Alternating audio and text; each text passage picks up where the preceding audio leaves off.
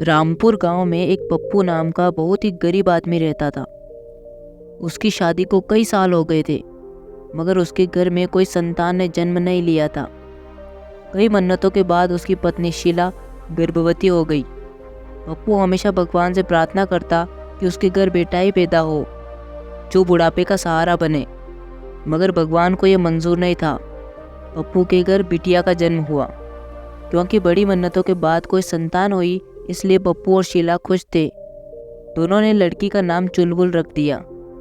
चुलबुल धीरे धीरे बड़ी हो गई और स्कूल जाने लगी। चुलबुल पढ़ाई के साथ साथ खेलकूद में भी होशियार थी। वो हर क्लास में टॉप करती थी। उसने 12th अपने गांव से ही किया।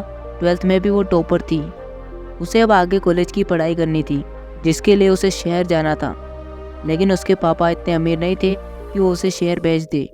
चुलबुल के पिता पप्पू को गांव वालों ने बहुत भड़काया कि चुलबुल को कॉलेज मत भेजो, कॉलेज जाकर लड़कियां बिगड़ जाती ही। मगर चुलबुल का पढ़ाई में मन देखकर पप्पू ने कैसे भी करके उसका एडमिशन करवा दिया। 3 साल चुलबुल अपनी स्नातक की पढ़ाई के साथ साथ कंपटीशन की तैयारी करती रही।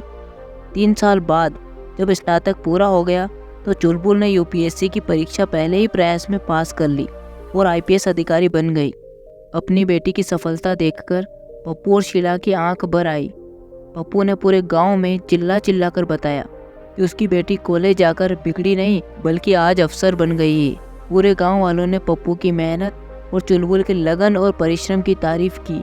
इस कहानी से यह सीख मिलती है कि आप गरीब हो या अमीर, लड़का हो या लड़की, ये मायने नहीं रखता। मायने तो ये रखता है कि आप अपने लक्ष्य को पाने के लिए कितनी मेहनत करते हो और आप कितने संघर्षों से गुजरकर अपने गोल को पाने की हिम्मत रखते हो।